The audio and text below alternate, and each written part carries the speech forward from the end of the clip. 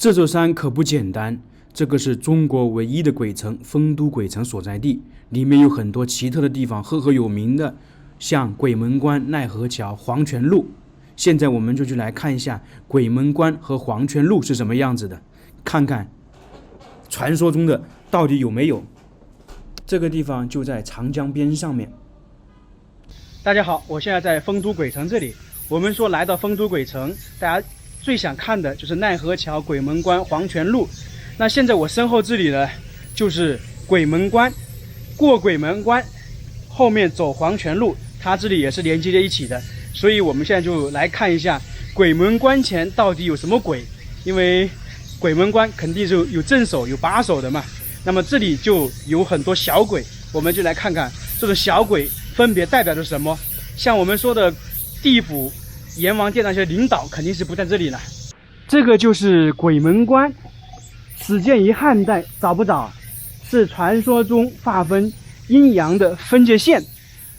过了鬼门关，就正式进入那个阴间。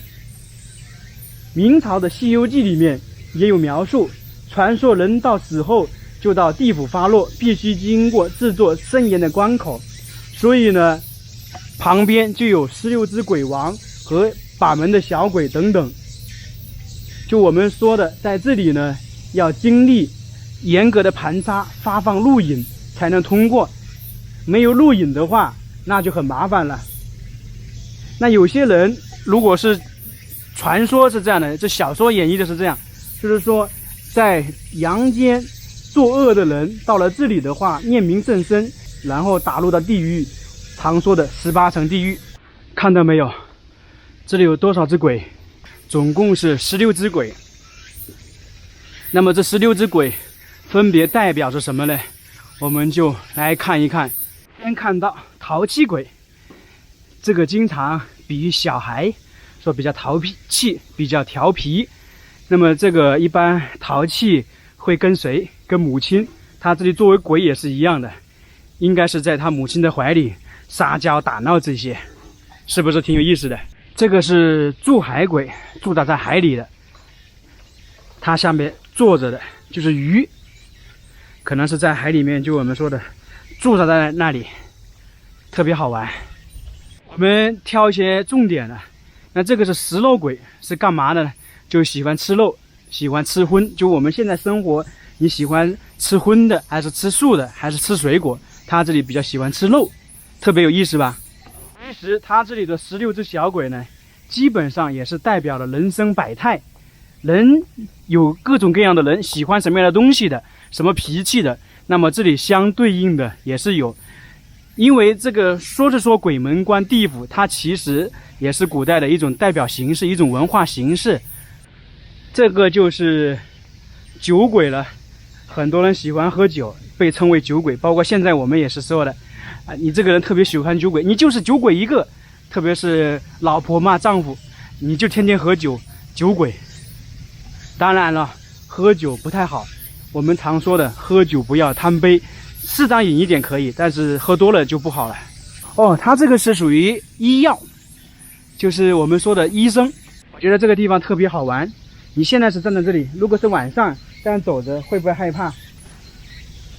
大家感觉如何？这个呢，就是在抓紧跑步，要走得很快，叫急行，就是急速行驶。这16只鬼王基本上就按照我们平时见到的各种各样的人物来展示，酒鬼、吃肉的、淘气鬼，还有快速走路的等等这些。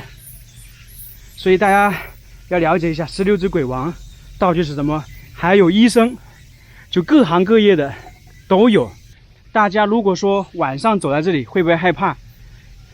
这个建筑很早了，始建于汉代，当然后面是经过重新修建的。但是呢，关于这个传说这些东西，那证明起码可以往前推几千年了，对不对？因为在汉朝就有了，那在汉朝之前肯定是还有的。假如说这个景区啊，我觉得可以这样弄点雾气环绕，弄点我们在电视中的烟雾的那种感觉，那是不是更让游客喜欢，更有意思？走过鬼门关，我们就要进入黄泉路了。前面这里就是黄泉路，当然这也是展示的一部分。黄泉路，黄泉又称九泉，九泉之下表示极深，即为黄泉。这个典故呢，来源于《东周列国志》里面的郑庄公掘地见母的故事。黄泉路成为通往阴曹地府的必经之路，就这条小道。所以在丰都鬼城，黄泉路是真的有，奈何桥也是真的有，鬼门关一样是有。那么现在我就是走在黄泉路上面，黄泉路上面这里有很多碑文，那么是介绍了一些关于黄泉的故事。它这个典故来得很早，东周时期，大家都知道吧？东周还是在秦朝之前，也就大概是2200年到3000年左右，因为周朝的话大概是800年嘛。黄泉路就是这样的，走在这里你会瑟瑟发抖吗？如果是晚上肯定会，天气不好肯定也会。那么在这些地方有彼岸花，其实黄泉路在全国很多地方都有，在西安也有一条路叫做黄泉路。当然那个是一条村子跟村子连接的路啊，是一条公路。那这里还有个劝谏碑，那什么意思呢？就是说劝诫人们多行善事，以孝为先，以人为善，不做恶事。鬼门关和黄泉路我们就走完了，大家看到的跟你想象中的有没有什么不一样？其实呢，感觉还是有点不一样的，主要是这个黄泉路太简单。鬼门关给大家展示了一些各种各样的鬼王，这个大家的话对照一些资料可以看看，还是不错的。丰都鬼城其实可看的景点很多，我们刚刚看的鬼门关、黄泉路这些，但是唯一的一点缺陷是什么？就是夏天来太热了，特别是今天我来的时候很闷热，基本上37、8度，我在北方40度都没有这么热。关于丰都鬼城这些鬼门关、黄泉路以及奈何桥，我们经常在影视剧当中也能够看到，所以很多时候大家可以参照一下影视剧或者小说来对比一下这些东西，就能够发现非常有意思。这座丰都鬼城其实也就是在长江边上面，在万里奔腾的长江还有黄河两岸，其实遗留了下来很多让我们能够欣赏的东西，有很多可以去可看的，特别是黄河。整个在重庆长江这边有很多景点，有崖洞、崖墓，还有丰都鬼城等等这些。